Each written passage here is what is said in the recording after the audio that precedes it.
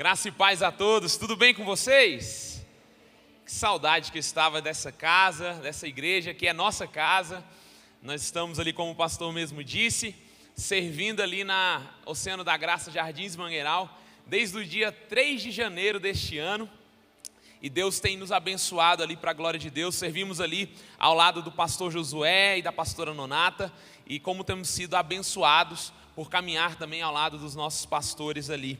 E a gente vê a bondade de Deus, a graça de Deus se manifestando em todas as nossas igrejas do Oceano. E isso é simplesmente pelo fato de um dia nós, cada um de nós que estamos aqui, falamos: Senhor, eis-nos aqui, permita-nos fazer parte desta grande obra. E eu queria convidar você a aplaudir ao Senhor por tudo aquilo que Ele tem feito na Igreja Oceano da Graça, tudo aquilo que Ele tem feito na vida de famílias. Quantas famílias têm sido abençoadas aqui? Quantas vidas têm sido alcançadas? O pastor André, que está aqui, quantos gabinetes ele faz e quantos testemunhos ele tem para contar. E eu quero agradecer aqui pela confiança, pastor Simval, pastora Rosália, pela confiança em nos confiar este púlpito. E gente, quem esteve aqui de manhã? Só para eu saber. Quem esteve aqui de manhã? Meu Deus, minha esposa pregou uma palavra aqui que eu falei: amor, prega de novo, porque vai ficar difícil para eu pregar agora à noite. Mas eu tenho algo de Deus para falar aqui nesta noite. Quantos creem que Deus continuará falando aqui nesta noite? Hoje eu quero compartilhar um pouco com vocês algo que eu vinha conversando com a Aline esses dias agora, sobre o nosso posicionamento como um cristão, como alguém alcançado por Deus. Nós somos colocados diariamente para enfrentar comparações, para enfrentar desafios, para que nós saiamos vitoriosos. Nós somos todos os dias no nosso trabalho, na nossa faculdade, na nossa escola. Nós enfrentamos diversas situações em que nessas situações tudo o que as pessoas esperam e até mesmo nós esperamos é que nós não venhamos falhar. E pensando nisso, muitas vezes nós estamos caminhando e vivendo, Paulo, de forma que nós estamos buscando todas as alternativas para que nós, aos olhos do mundo, aos olhos da nossa sociedade, não estejamos falhando, pastor Joaquim. E aí o Senhor falou comigo sobre isso. Sobre o fato de nós estarmos nos esforçando para que o mundo não olhe para nós e nos olhe como alguém que falhou. E o Espírito Santo ministrou ao meu coração, falando que Ele está desejando que nós venhamos falhar miseravelmente com os padrões que esse mundo tem estabelecido para nós. Falhar no sentido de nós não nos adequarmos àquilo que o mundo está propondo para nós sermos, para nós fazermos. Falharmos no sentido de não cumprirmos aquilo que eles têm esperado de nós, pastor Renato, como uma atitude que aparentemente seria normal, mas nós, como aqueles que foram alcançados por Jesus, precisamos ser a diferença, fazer a diferença e viver dessa forma em todo o tempo. Vocês estão comigo? Amém? E o Senhor começou a ministrar no meu coração, porque quando nós olhamos para a palavra de Deus, em Romanos 12, Ele fala para que nós não venhamos nos conformar com este mundo. Ele não fala para que nós venhamos entrar em conformidade com o mundo, mas para que nós não venhamos nos conformar com o mundo. Ele também diz ali em João 17, que nós não somos deste mundo. Ou seja, a nossa cidadania é uma cidadania celestial. Nós estamos aqui de passagem. Quando nós visitamos outros lugares, não precisamos nem mesmo ir para tão longe. Se nós visitarmos outros estados, nós vamos ver que a pessoa que talvez é do Nordeste tem alguns costumes que talvez no Goiás não vai ter. Ela se porta de acordo com um padrão da sua localidade. Se nós formos um pouco mais distante, se nós chegarmos ali, irmos aos Estados Unidos, nós vamos encontrar pessoas que têm padrões e atitudes que para elas fazem parte da rotina dela. Então, quando nós olhamos para a palavra de Deus e nós vemos que se nós somos cidadão do céu, se nós somos pessoas que são escolhidas por Deus, nós precisamos nos posicionar tal como exige a nossa cidadania. E quando nós olhamos ali em Mateus capítulo 4, nós vemos que Jesus, quando ele estava ali, ele foi levado pelo Espírito de Deus ao deserto. Ele jejuou naquele período e depois o tentador veio tentá-lo. E quando ele chega, ele tenta fazer com que Jesus se adeque aos padrões naturais humanos. Porque ele chega para ele, fala nas minhas palavras, se você está com fome, então mande que essa pedra se torne em pão. Mas aí Jesus imediatamente ele se lembra, opa, o meu padrão não é o padrão desta terra, mas o meu padrão é o padrão que a palavra diz, então por isso eu digo que nem só de pão viverá o homem. Então o tentador continua ainda intensificando e tentando de alguma forma moldá-lo. E aí ele chega e fala, então vamos fazer o seguinte, ele levou ele para outro lugar, e ele diz, se você é filho de Deus, jogue-se daqui para baixo, pois está escrito, ele dará ordem aos seus anjos ao seu respeito, e com as mãos eles o segurarão para que você não tropece em pedra alguma. Ele não falou algo que era mentira, ele não falou algo que não era uma realidade, mas Jesus imediatamente se posicionou, assim como nós devemos nos posicionar aqui, ainda que o mundo pegue parte da verdade e tente nos encaixar nisso, nós precisamos viver a verdade absoluta que a palavra de Deus nos diz. Porque ele vira e ele fala assim, mas também está escrito, não ponha à prova o Senhor, o seu Deus. E ele, por ainda tentar mais uma vez, ele leva ele para um lugar onde ele conseguia olhar e ver longe as cidades. E a Bíblia diz que ele fala assim, tudo isso lhes darei, se você se prostrar e me adorar. E aí Jesus disse, retire-se Satanás, pois está escrito, adore o Senhor o seu Deus e só a Ele preste culto. Sabe o que eu já começo a aprender aqui nesta noite? Quando o inimigo vier tentar fazer com que eu e você venhamos nos enquadrar neste padrão, venhamos nos enquadrar nessa realidade que ele está tentando impor para nós, nós devemos com autoridade, assim como Jesus falar, retire-se Satanás, porque eu não vivo de acordo com aquilo que o mundo está falando, mas eu vivo de acordo com o que a palavra me garante que eu posso viver. E pensando nisso, eu fui para Colossenses, capítulo 3, a partir do versículo 12.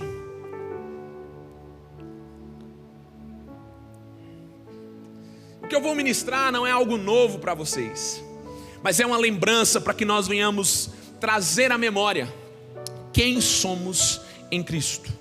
Porque nós precisamos sim falhar miseravelmente no sentido de não nos adequarmos aos padrões deste mundo. O mundo tem que olhar e falar assim, não, ele não se adequa, não, ele não faz parte. É isso mesmo, sabe por quê? Porque eu faço parte de um lugar que está sendo preparado para mim, e este lugar é o céu ao lado de Jesus. Vamos ler.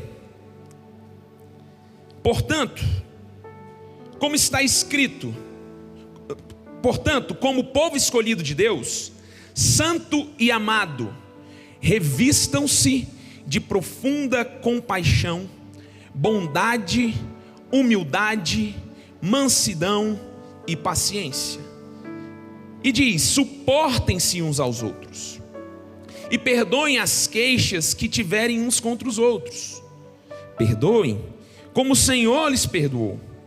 E o versículo 14 diz, acima de tudo, porém, revistam-se do amor, que é o elo perfeito. Amém. Quando Paulo escreve, ele diz, revistam-se. E ele nos dá uma lista de atitudes que nós devemos ter, de padrões que nós devemos seguir à luz da Bíblia. E talvez hoje, você olhe, hoje é o último domingo, né, de novembro. Penúltimo domingo de novembro. Estamos chegando ao fim de novembro. Eu vi uma frase, pastor Joaquim, no Instagram. Uma pessoa colocou lá assim, ó, mês de novembro já foi. Quem já fez, fez. Quem não fez, não fez. Porque o ano já se foi. Parece que a gente piscou. A gente estava no Natal esses dias, pastora Marli, e de repente a gente já está chegando no Natal de novo.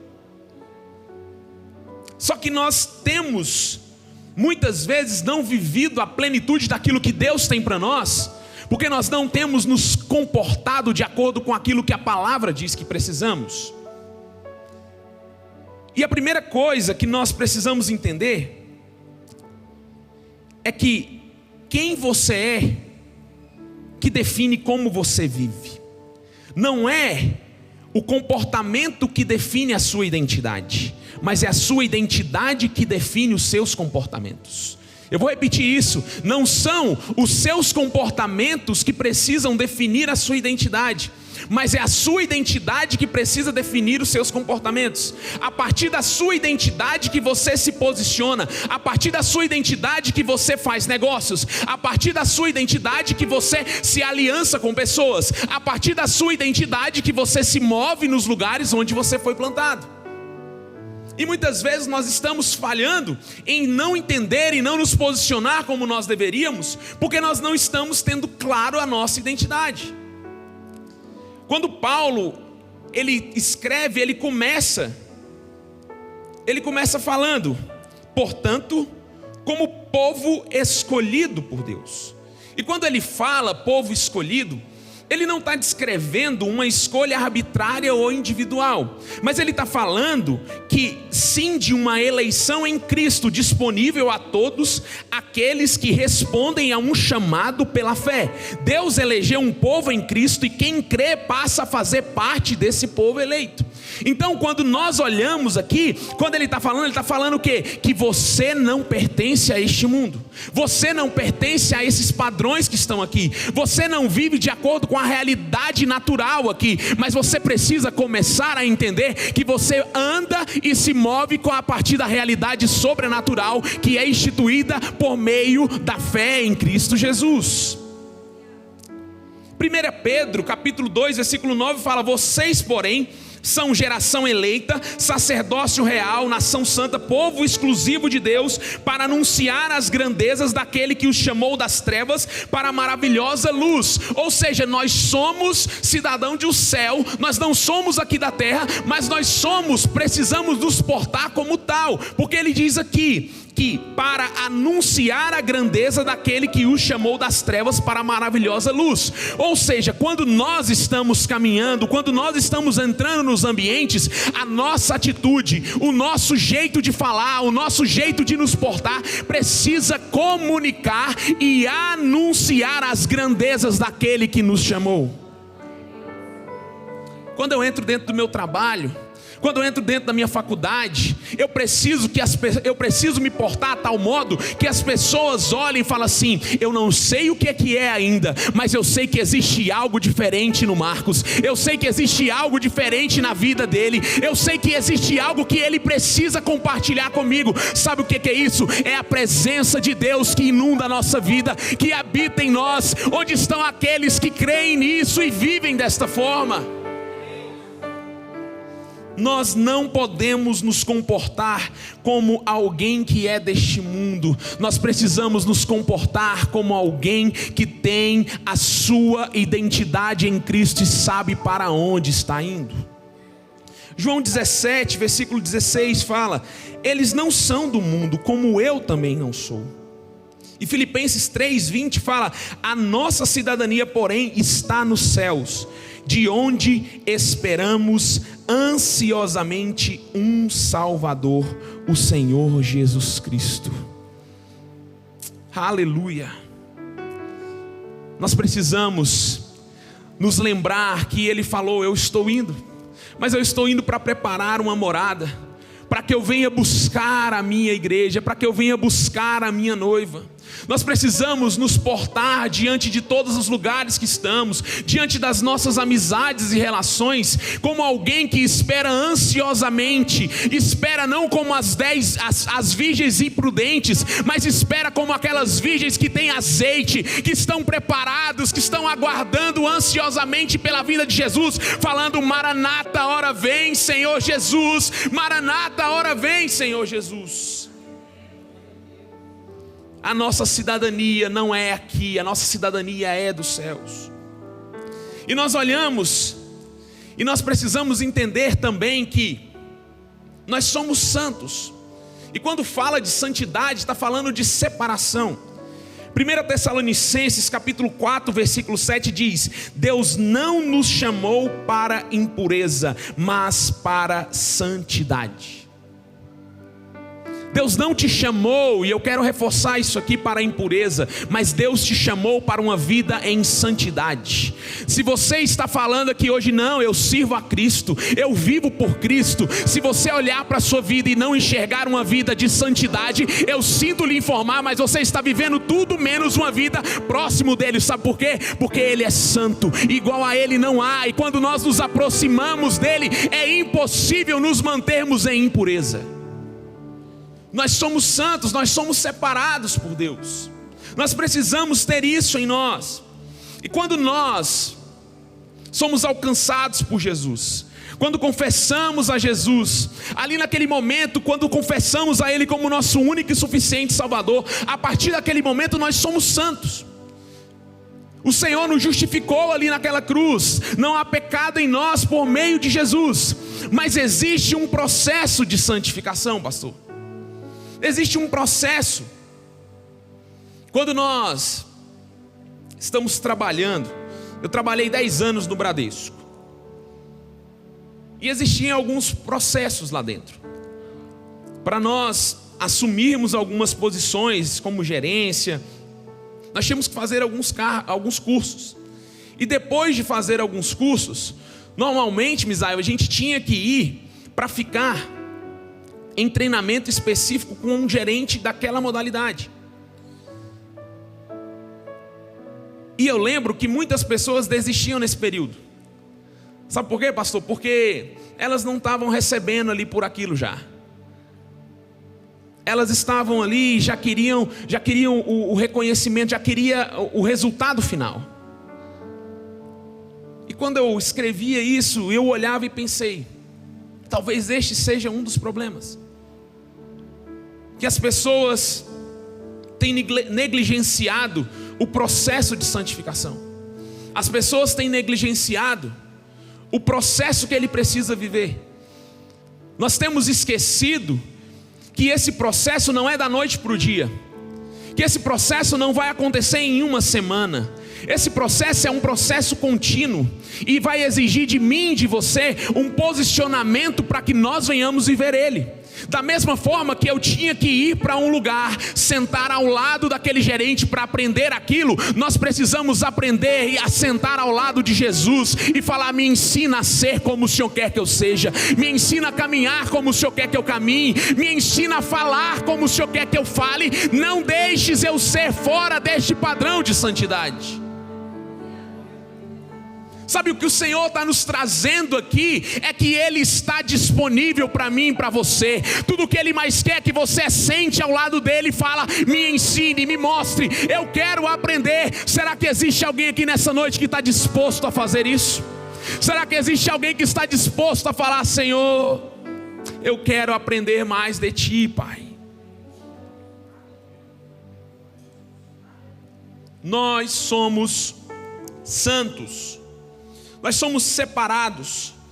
A santificação é um contínuo uso das vestimentas espirituais providenciadas por Deus. É algo que vai acontecer no seu dia a dia. Quando eu me converti, eu nasci dentro da igreja quase, praticamente, pastora. Mas eu fui me converter mesmo aos meus 15 anos de idade. Eu não sei se existe alguém aqui dessa forma, mas eu ia para a igreja para agradar os meus pais. Teve um tempo que eu ia para a igreja para me encontrar com amigos. Chegou outro tempo que eu ia para a igreja só para achar alguma namoradinha. Mas aos 15 anos de idade, Anderson, eu comecei a ler a palavra de Deus. Aos 15 anos de idade eu comecei a ler a palavra de Deus. E eu comecei a entender que aquele Deus não era tão distante. Que aquele Deus, na verdade, Ele era muito mais perto do que eu podia imaginar. Que aquele Deus, Ele queria, na verdade, estar diariamente comigo. Ele queria, na verdade, que eu vivesse para sempre com Ele. Mas eu lembro que todo novo convertido, aquele primeiro amor, né? E aí eu, empolgado, orando, jejuando, falando ali com as pessoas. Aí eu lembro que teve uma vigília. Nessa vigília, pastora Dalila, eu e meus 2 irmãos, no mesmo dia os 3, nós fomos batizados com o Espírito Santo. E o Senhor começou a mover, e a gente foi, porque quando nós somos empoderados por isso, aí você começa a fluir ainda mais. Você está cheio do Espírito Santo, você está fluindo nos dons. Eu lembro que eu fiquei dessa forma uns 4, 5 meses. Eu sinto de falar isso, mas quando foi no 6º mês mais ou menos, eu falhei. Eu pequei. Eu caí em um pecado que eu já há muito tempo nem lembrava dele.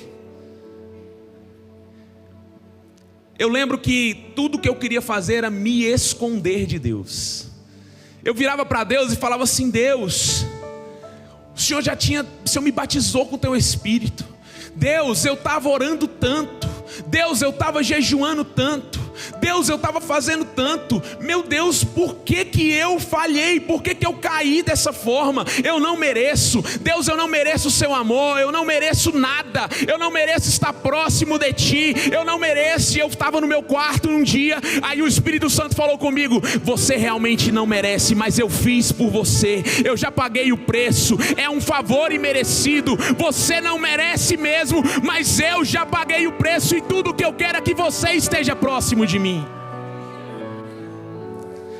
É um processo. A santificação é um processo. E nós precisamos entender também que nós somos amados. Essa identidade precisa estar clara em nós. Porque antes de nós amarmos pessoas, pastor, nós precisamos entender que o Senhor nos ama. Sabe, nós temos talvez invertido a ordem disso. A gente está correndo, pastor Joaquim, tentando amar pessoas, sabe, mas nós não temos essa definição clara, essa certeza clara dentro de nós, que nós somos amados por Deus. Quando nós olhamos ali em João 3, capítulo 1, vede que grande amor nos tem concedido o Pai. João 3,16, porque Deus amou o mundo de tal maneira que entregou o seu Filho unigênito, para que todo aquele que nele crê não pereça, mas tenha a vida eterna. Ele não morreu porque ele queria fazer uma cena bonita. Ele não morreu porque ele queria ser um mártir. Ele morreu porque ele te ama. Porque ele te ama. Porque ele ama você. Ele não queria ter você distante. Ele não queria que nada te separasse dele. Aleluia. Quem é amado consegue amar e falha miseravelmente na tentativa de viver egoístamente. Porque quando nós entendemos, Paulo, que nós somos amados por Deus, é impossível nós vivermos uma vida egoísta. É impossível nós vivermos uma vida em que nós pensamos só naquilo que nos beneficiará. Nós precisamos entender a partir de hoje, se você assim não entende ainda, que você não foi chamado para que você tenha o mundo à sua volta, para que você tenha o mundo aos seus pés. O Senhor é que tem o mundo aos pés dele. Somente ele deve ser adorado, mas ele tem tamanho amor por você que ele decidiu descer do alto trono por amor a você. Ele colocou-se no meu e no seu lugar, morreu uma morte de cruz, para que um dia nós pudéssemos viver eternamente com ele. Nós precisamos ser uma igreja que entende que é amada, e a partir disso não viver uma vida egoísta. Não viver uma vida que pensa somente naquilo que vinde a mim. Não, eu ajudo. Pastor Joaquim, eu coloco as mesas aqui no culto de casais, mas eu quero sentar na mesa perto da cozinha, já para a comida chegar. Isso não acontece aqui não, é só lá no Rio de Janeiro, quando eu morava lá. Sabe, o que eu estou tentando dizer é que nós somos amados por Deus. E quando você é amado, o que você retribui é amor pela pessoa que está ao seu lado, é amor pelo seu próximo. Qual que é o segundo grande mandamento? Amarás, me ajude, amarás como a ti mesmo. Ou seja, o Senhor está falando que você precisa amar ao próximo como a si mesmo. Você precisa ter esse senso, essa percepção que você é amado por Deus. Que você é amado por Deus. Repita assim comigo, diga: eu sou amado. Diga mais uma vez, diga assim: eu sou amado. Nós somos amados por Deus. Eu sinto no meu espírito de insistir aqui ainda. Eu sinto que tem uma pessoa aqui hoje que está falando para si mesmo que tem muito tempo que você tem ouvido essa expressão que você é amado, mas você foi desprezado pela sua mãe, você foi desprezado por alguém que deveria te amar, e você não consegue acreditar que existe algum amor que te alcance. Mas eu quero, em nome de Jesus, como um homem de Deus, declarar que tudo aquilo que o inimigo lançou sobre a sua mente, toda mentira, tudo aquilo que o inimigo tem lançado, tudo aquilo que ele tem te aprisionado e não tem feito você aceitar e entender que você é amado, seja agora quebrado no nome de Jesus. No nome de Jesus. No nome de Jesus. Se você está do lado de alguém, fala para ele: você é amado por Deus. Você é amada por Deus. Aleluia. E algo que precisa também, irmã Simone, estar dentro de nós como uma identidade real sobre nós, é que nós fomos perdoados. Colossenses capítulo 3, versículo 13, que nós acabamos de ler, fala: perdoem como o Senhor lhes perdoou. O perdão recebido é o pilar da nossa vida em Cristo. O perdão recebido se torna o modelo do perdão praticado. A nossa identidade de sermos perdoados não é só para nós recebermos simplesmente o perdão, mas é para nós vivermos como alguém que é perdoado, praticando esse mesmo perdão para o nosso próximo. O perdão que você recebe se torna um modelo que você deve praticar. Porque o apóstolo Paulo, ele não fala para você que para perdoar porque é fácil. Ele não fala para você perdoar porque o seu coração é bonzinho. Ele diz: perdoem como o Senhor lhes perdoou. Ou seja, existe uma ordem. Primeiro Deus te perdoa, depois você perdoa os outros. Efésios 4, versículo 32 diz: assim como Deus em Cristo vos perdoou, perdoem vocês também. 1 João 4,19, nós amamos porque Ele nos amou primeiro, ou seja, nós já recebemos. Então, se hoje você estava aqui sem algum motivo para perdoar e para demonstrar isso para alguém, eu já estou te dando um motivo. Ele já te perdoou, mesmo quando você não merecia o perdão. O perdão que você recebe habilita você a perdoar. O perdão que você pratica é evidência de uma nova vida em Cristo, uma expressão que a santificação está acontecendo em você. Se você não consegue perdoar os outros, é um sinal que você ainda não compreendeu plenamente o que Deus fez por você. Se você não consegue liberar perdão para pessoas, talvez você está aqui hoje e o seu cônjuge te traiu. Talvez você é essa mesma pessoa que não foi só uma vez que ele ou ela te traiu. E você fala: não quero perdoar, não vou perdoar. Nós acabamos de ler: perdoem como o Senhor lhes perdoou. Perdoe como o Senhor lhes perdoou. O Senhor já entregou perdão para você. Talvez você não falhou da mesma forma que a pessoa falhou com você, mas provavelmente em algum momento da sua vida você já falhou com alguma outra pessoa. Você já decepcionou alguma outra pessoa?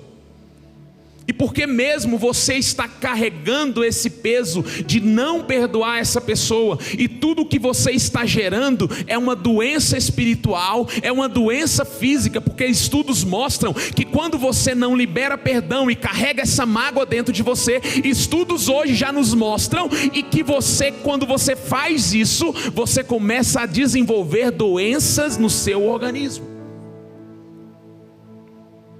Jesus nos perdoou. Nós precisamos aprender isso. Jesus nos perdoou, nós fomos retirados do lugar de inimigos de Deus e colocados em um lugar como filhos de Deus. E aí eu te pergunto, você está tentando viver para Deus com a identidade que o mundo colocou em você? Você está buscando viver neste mundo com a identidade que as pessoas colocaram em você? Ou você está olhando para a palavra de Deus e está falando assim: opa, é essa identidade que eu preciso ter?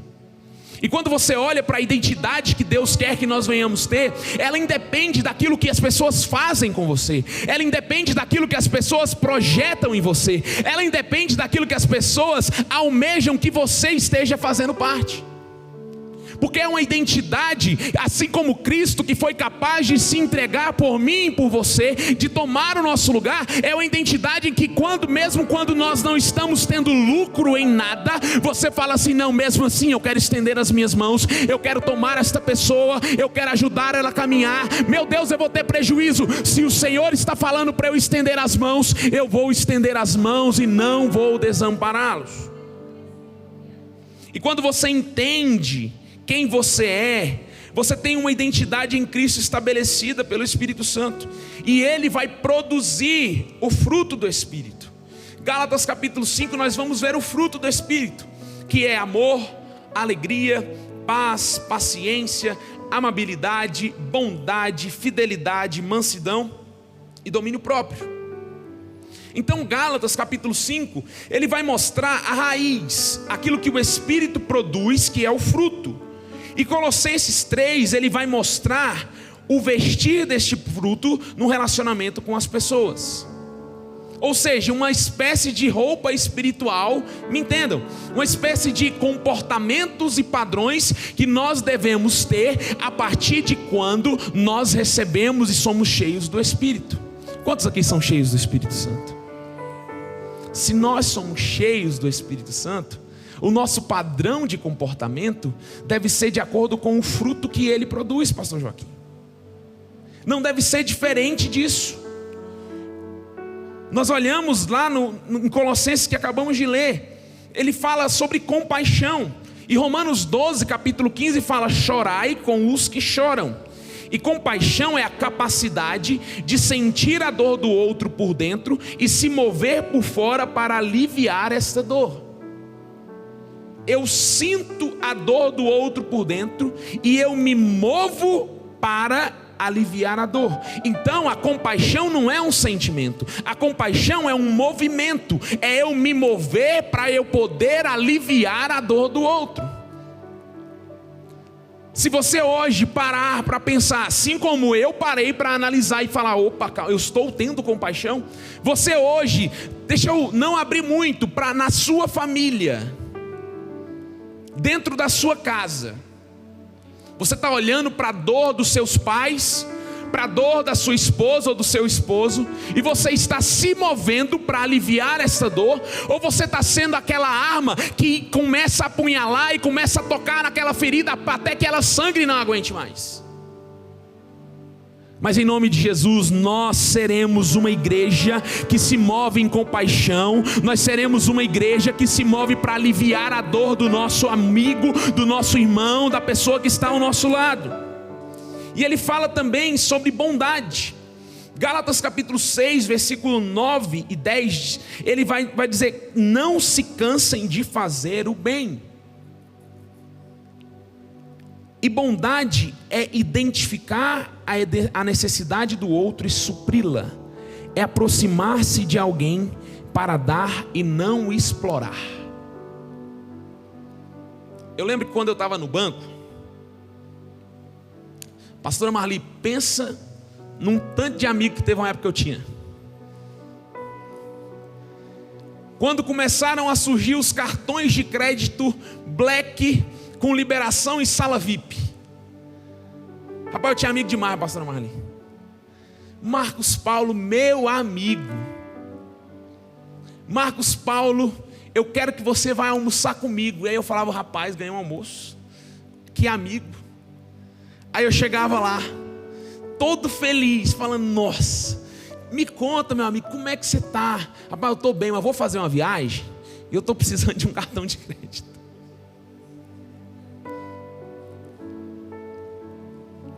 Quantos de nós, muitas vezes estamos nos aproximando de pessoas, buscando ter algum retorno próprio? Se o nosso padrão é Jesus, Jesus se aproximava das pessoas para ter algum retorno em troca?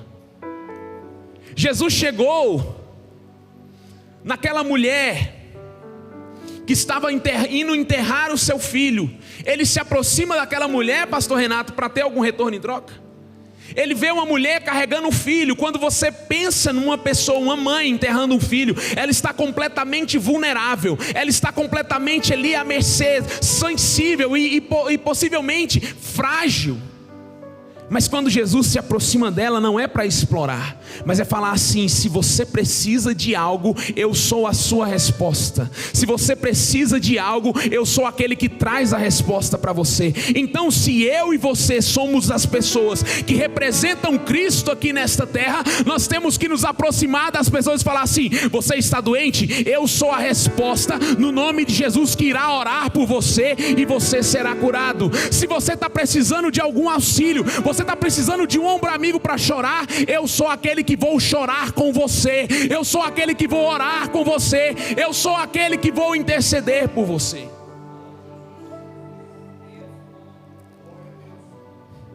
Identificar a necessidade do outro e supri-la. Ele fala também de humildade.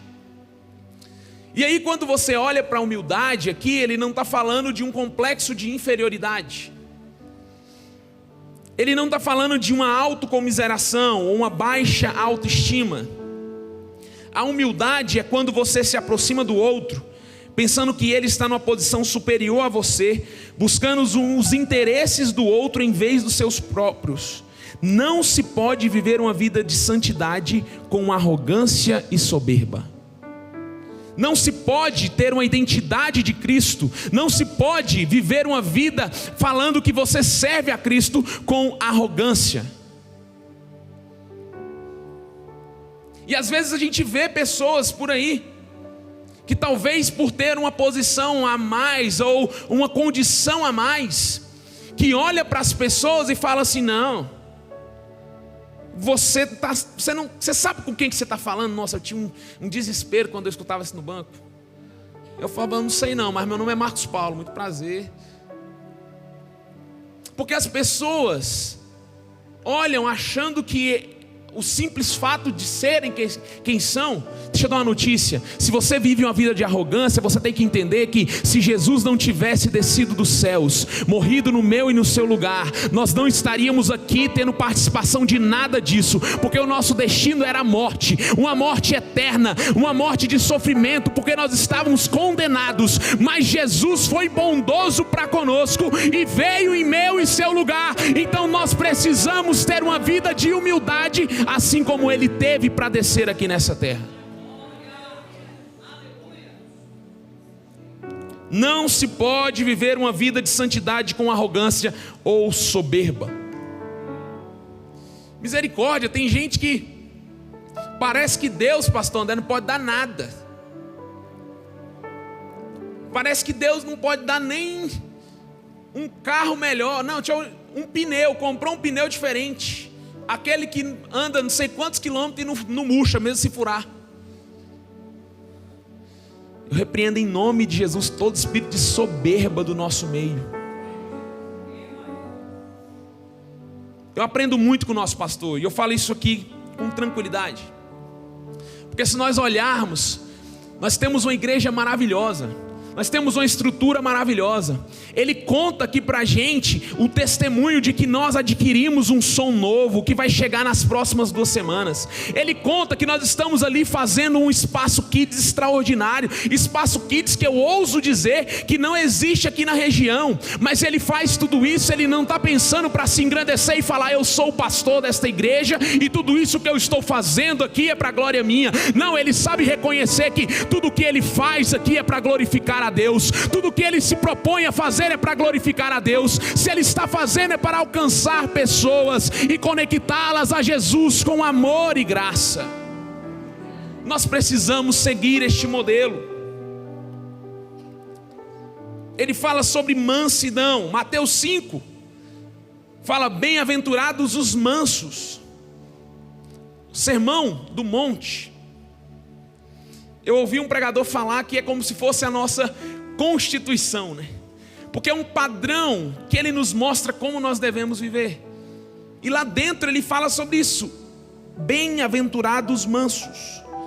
E mansidão não é alguém, como lá fala no Goiás, poio, pamonha. Mansidão é uma força sobre controle. Mansidão é uma força sob controle, pastor. Imagina um touro muito forte, um touro que era capaz de arrastar 50 pessoas, mas ele está completamente dominado por uma simples corda, e aquela corda ele não consegue avançar. O que Deus está falando para nós é que Ele entende o seu temperamento. Ele te conhece melhor do que você mesmo. Ele sabe que você se irrita, às vezes até com mastigar da boca da pessoa que está do seu lado. Ele sabe que você se irrita quando a pessoa está lá na faixa da esquerda, que todo mundo sabe que é para andar rápido, e o abençoado não sai. Mas ainda assim, esses dias agora, estava lá, pastor André, na faixa da esquerda, atrasado. E eu estou vindo, aprendendo com o pastor Simval, daquele jeito, caminhando. E de repente, pastor Simval, entra uma pessoa e joga na faixa da esquerda. E vai lento. Eu coloquei a mão no pisca, no farol, e comecei a piscar o farol para ele. E ele não saía. E aí quando eu levei a mão na buzina, eu falei: opa, eu sou crente. Aí eu olhei para o lado, a Aline não falou nada, né? Ela só olhou. Aquele olhar que fala tudo, né? Aí passou mais um pouquinho, eu joguei para a faixa da direita. Falei: eu vou andar, já que eles querem ir para a esquerda, eu vou para a direita. E tô indo, pastora, de repente aparece outro abençoado. Eu falei: não, amor, acho que é melhor você dirigir. Porque, sabe, na hora eu estava ali com raiva, porque, meu Deus, todo mundo sabe. E agora eu aprendi, porque para quem não sabe, deixa eu dar uma informação útil. Também não é correto você travar a faixa da esquerda. Você também leva multa, se você não sabe. Então é informação útil para todos vocês. Eu gostaria de compartilhar isso aqui. Só abrir meu coração. Aprendi esses dias. Você não pode travar aquela faixa da esquerda ali. Também é contra a lei de trânsito ali, ó. Amém, igreja? Aleluia. Sabe, nós precisamos ser mansos. Nós temos que ter a nossa força, sabe, aquilo que talvez quer nos tirar do controle, sob o domínio de quem? Domínio do Espírito Santo, porque é Ele que habita dentro de nós. Eu não me movo lançando palavras, não olhando para a pessoa, não pensando o que é que ela vai sentir, mas eu olho para ela e falo: opa, as minhas palavras têm poder de vida, mas também têm poder de morte. Então o que eu vou liberar é aquilo que eu tenho dentro de mim, que é vida, e vida em abundância. E ele fala sobre paciência. Tiago capítulo 1, versículo 19: sejam tardios em irar-se. É a paciência com pessoas complicadas ou difíceis. É ter um ânimo espichado ao máximo, controlando-se uma vez para não brigar. Quem é casado sabe que uma coisa em casamento que acontece de vez em quando é o quê? Só os casados. Uma coisa que acontece de vez em quando no casamento é briga. Não, é melhor, né? Uma discussãozinha. Uns desentendimentos, pastora Darlene. Antes de eu casar, eu tinha um defeito muito grande. Eu tinha palavras duras. Não pensava, pastora Lília, em falar. Perdi a paciência. A pessoa me lançava um machado, eu lançava uma foice. Aí um dia o Espírito Santo me corrigiu. Falou: opa, se você está falando que você tem o meu padrão, você precisa ter o meu padrão nas suas palavras, na forma de você retribuir o que você está recebendo. Aí eu prometi para mim mesmo, falei: opa, prometi para ele: Espírito Santo, a partir de hoje, se eu estiver nervoso, eu vou ficar calado. Aí eu casei.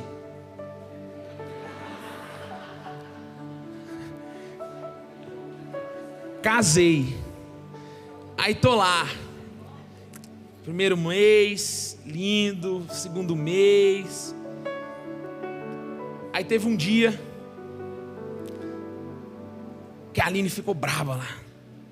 E aí ela falou: você tem que aprender, isso aqui eu já te falei mais de não sei quantas vezes, e não sei o que lá. Aí eu fui para... Aí o Espírito Santo falou: opa. Aí eu fiquei calado. Só que se o homem fica calado na briga, o que acontece? Ela continuou falando.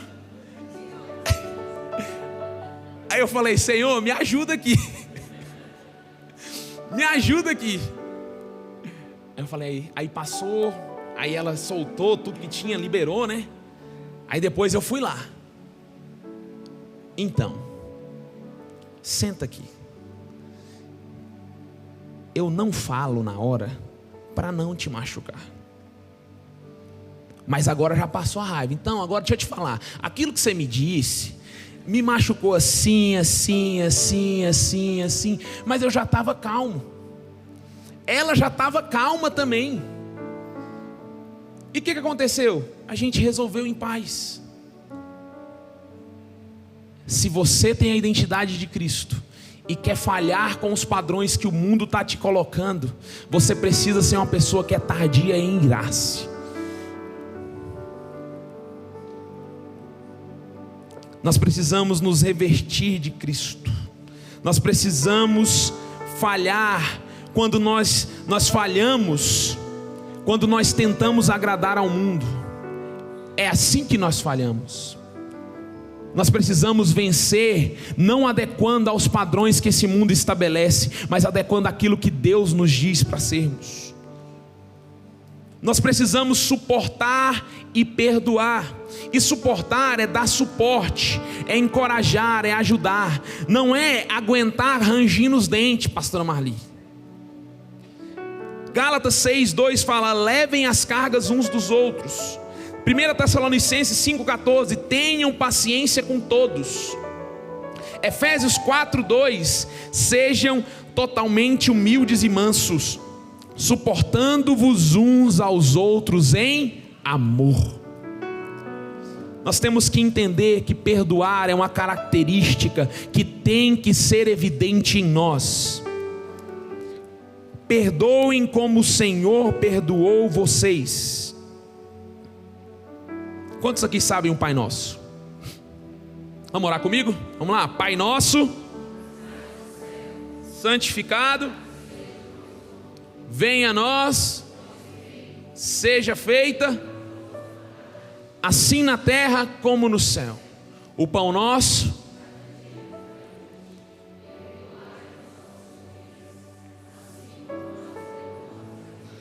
Calma aí, vamos repetir essa parte de novo? Vamos lá, 1, 2, 3. Perdoai assim. Amém. Só até aí, igreja. Perdoai as nossas ofensas, assim como nós perdoamos a quem nos tem ofendido. Se Deus te perdoasse da mesma medida que você perdoa, como estaria a sua alma hoje? E a gente tem que entender que o elo perfeito é o amor. Lá ele fala, acima de tudo, revistam-se do amor, que é o elo perfeito. O amor é o centro de tudo. Sem amor, qualquer virtude perde o seu sentido. O amor é o distintivo verdadeiro do discípulo de Jesus. João capítulo 13, versículo 34 fala, um novo mandamento lhes dou, amem uns aos outros como eu lhes amei. Com isso todos saberão que vocês são os meus discípulos, se vocês se amarem uns aos outros. Você quer ser conhecido como discípulo de Jesus? Você quer ser reconhecido como alguém que serve a Jesus? Ame uns aos outros. O amor, ele cobre falhas e restaura relacionamentos. O amor é o início do fruto do Espírito. Nós precisamos entender isso nessa noite. Pode se colocar de pé, por favor.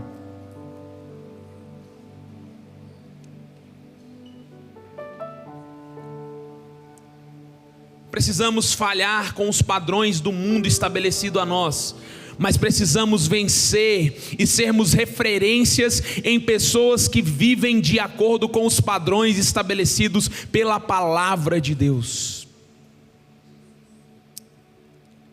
Essa é uma palavra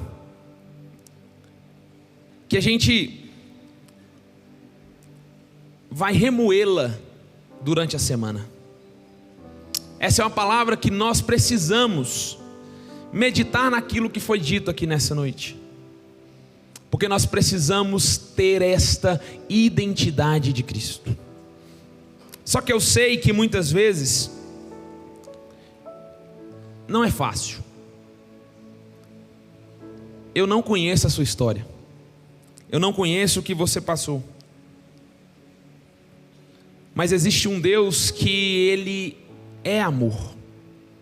Existe um Deus que quer você do jeito que você está aí.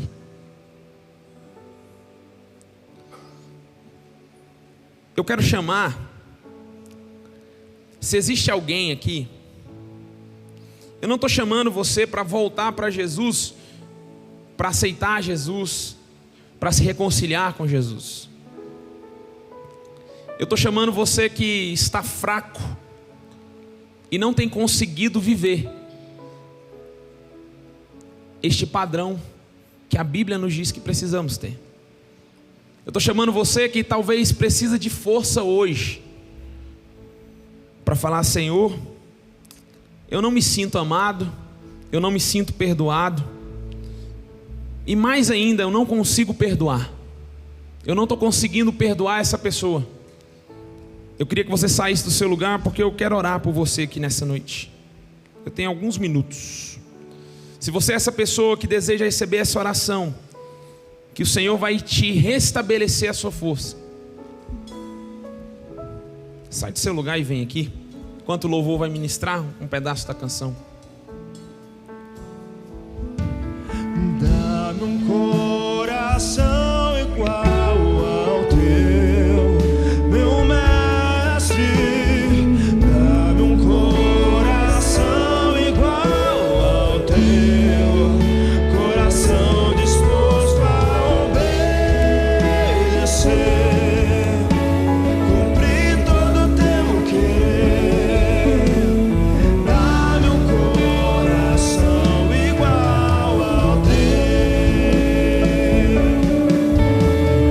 Dá-me um coração igual ao teu, meu mestre. Dá-me um coração igual ao teu, coração disposto a obedecer, cumprir todo o teu querer. Dá-me um coração igual ao teu. Enquanto estão orando, eu quero saber se existe alguém que deseja se entregar para Jesus nessa noite. Tem alguém que deseja se entregar para Jesus nessa noite? Eu preciso só de um sinal com a sua mão. Você deseja hoje falar, Jesus, eu quero viver uma nova vida contigo. A partir de hoje eu quero viver uma nova história com o Senhor. Eu só preciso de um sinal com a sua mão. Cadê você? Eu sei que existe alguém aqui nesta noite que estava distante dos caminhos do Senhor, mas o Senhor te trouxe aqui para restaurar você. Onde está você? Levanta sua mão para eu te ver. Se alguém do seu lado tiver levantado a mão, me avisa.